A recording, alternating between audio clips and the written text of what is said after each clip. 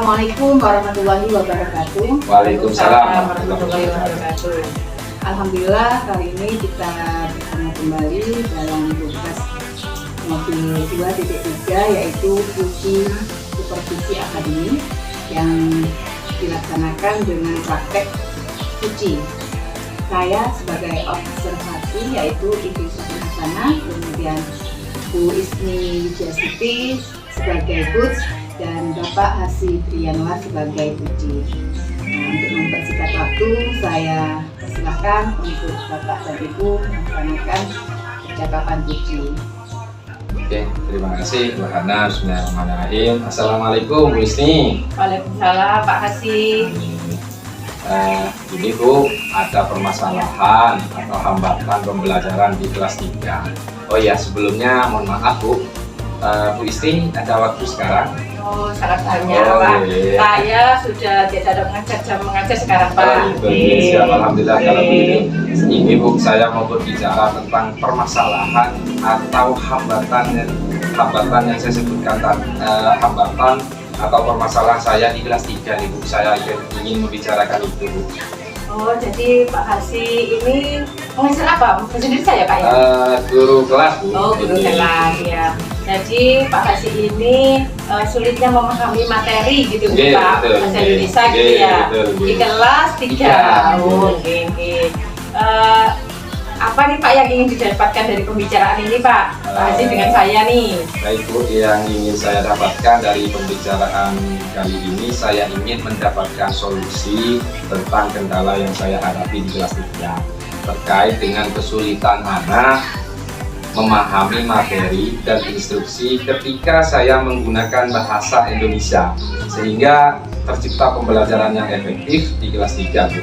Selain itu, saya juga khawatir kebiasaan ini akan terus berlanjut ke kelas yang lebih tinggi, bahkan berlanjut ke jenjang yang pendidikan yang lebih tinggi.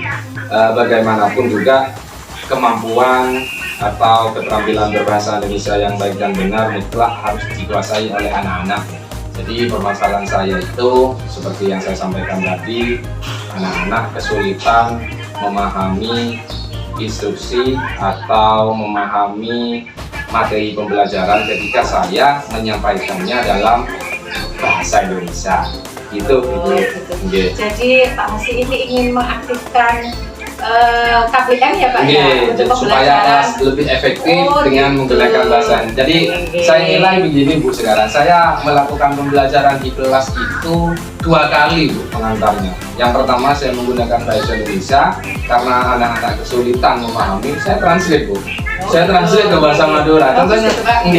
Contohnya gini Bu, saya kemarin menyampaikan salah satu materi cerita dongeng bahasa Indonesia. Saya sampaikan, jadi kayak ini lucu Bu.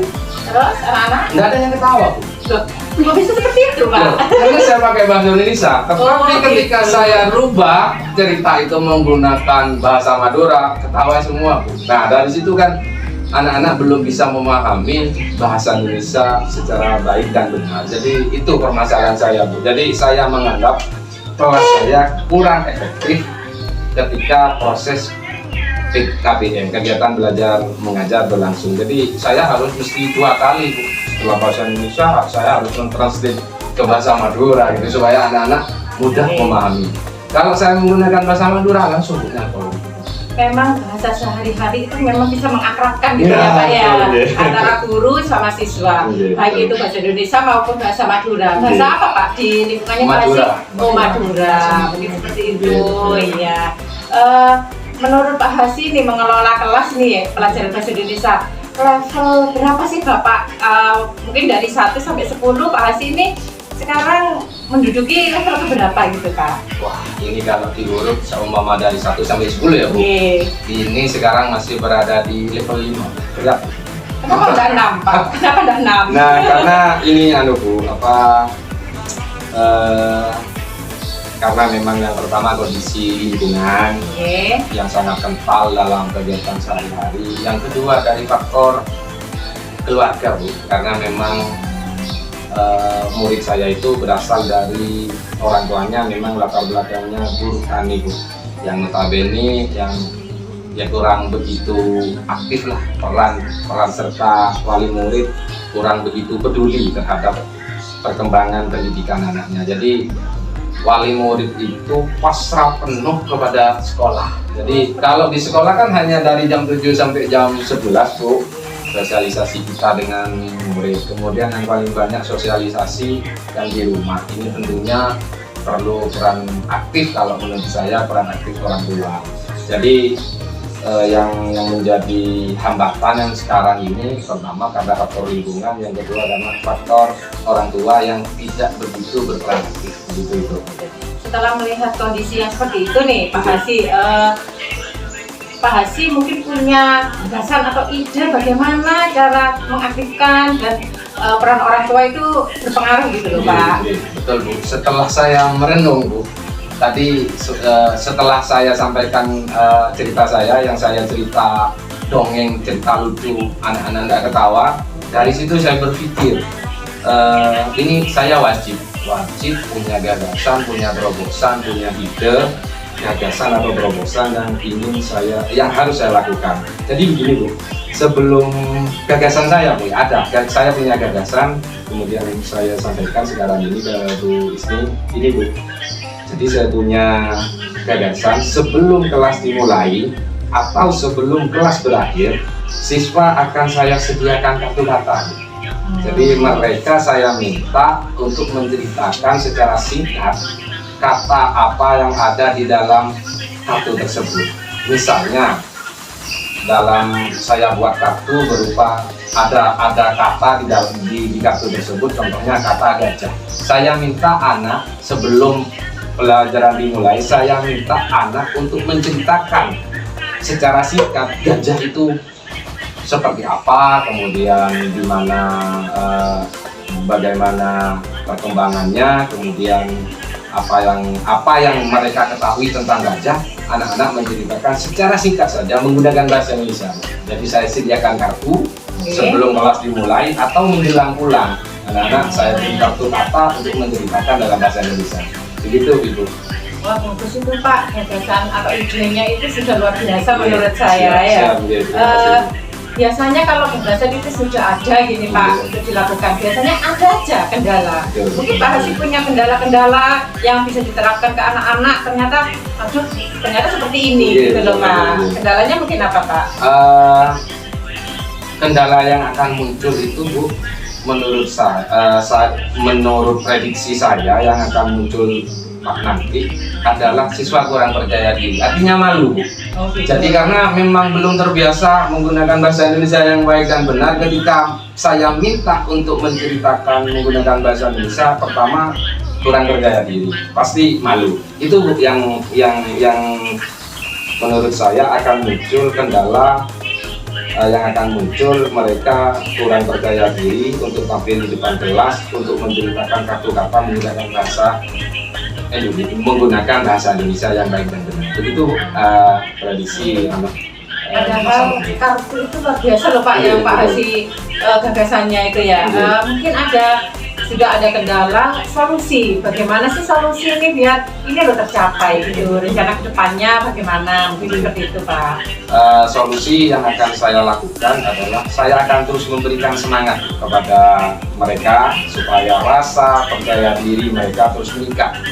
Saya akan sampaikan, tidak perlu takut jika salah, karena ini memang bagian dari belajar. Jadi saya tetap gali, tetap pancing, saya tetap semangati anak-anak supaya tetap percaya diri, berani tampil, salah tidak ada apa-apa, karena itu bagian dari proses belajar. Nah, saya tekankan itu untuk Indonesia saya. Luar biasa ya Pak Hasi ya. Siap, ya. Setelah ada solusi nih Pak, gagasan yang lain mungkin Pak? Ada Bu. Jadi ada gagasan lain atau ide lain, terobosan lain, penugasan di rumah. Jadi bisa penugasan di rumah itu nanti bisa bersama orang tua, adik, kakak, teman sebaya, untuk melakukan percakapan menggunakan bahasa Indonesia yang baik dan benar, dan merekamnya dalam bentuk video. Dalam bentuk video singkat saja, kemudian dikirim ke saya melalui WA.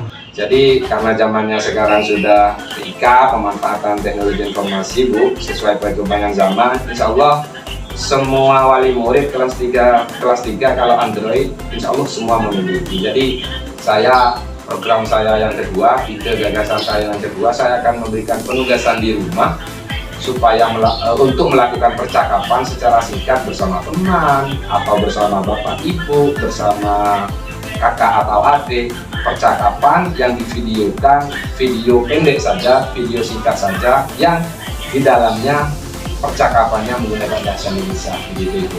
Ya Pak ya. Sudah Pak Hasyim sudah menjelaskan tentang bagaimana nanti anak-anak ke depannya, gitu kan ya tadi ya Pak ya. Kalau di sekolah itu bagaimana dukungan Pak? Dari lingkungan sekitar, mungkin kepala sekolah atau teman-teman?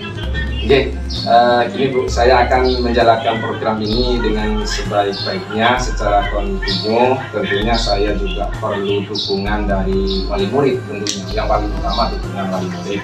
Kemudian dukungan yang tidak kalah penting juga dari kepala sekolah, kemudian teman-teman guru.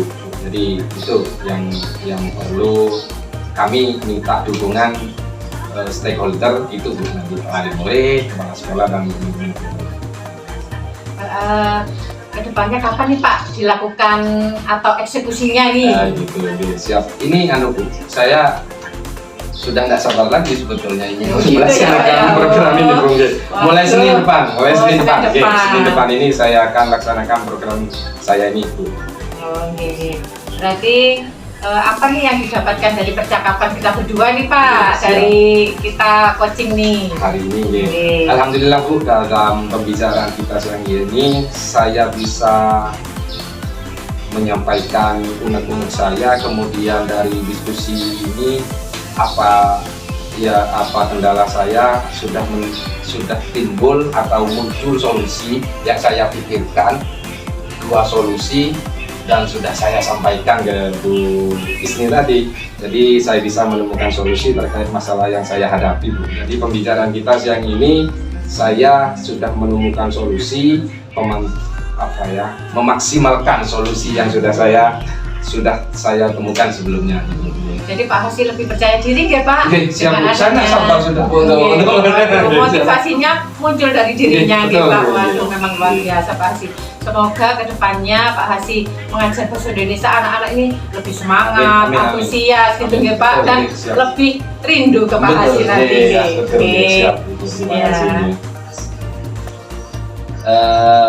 Itu Bu mungkin permasalahan saya. Alhamdulillah saya merasa bagaimana perasaannya? Alhamdulillah saya merasa senang, lega. Alhamdulillah. Mudah-mudahan harapan saya bisa terwujud. Siswa kelas 3 bisa berbahasa Indonesia yang baik dan benar, sehingga tercipta suasana kelas yang efektif. Terima kasih Bu Isni atas waktunya Bu. Terima kasih sama-sama Pak. Assalamualaikum. Waalaikumsalam warahmatullahi wabarakatuh.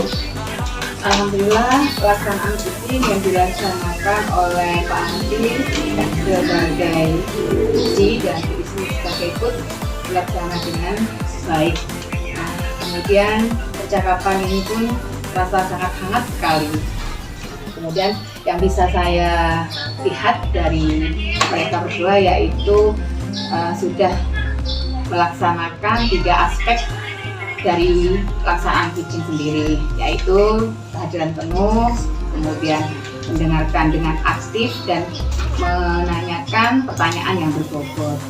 Nah, dengan alur cerita, yaitu yang pertama menanyakan tentang tujuan, kemudian identifikasi atau kondisi, dan yang ketiga rencana, aksi, dan yang keempat yaitu tanggung jawab. Nah, selaku coach, Bu Isni sudah banyak menggali potensi dari Puji tanpa memberi saran, nah, sehingga Puji sendiri bisa menemukan solusi dari permasalahan yang dihadapinya. Nah, kemudian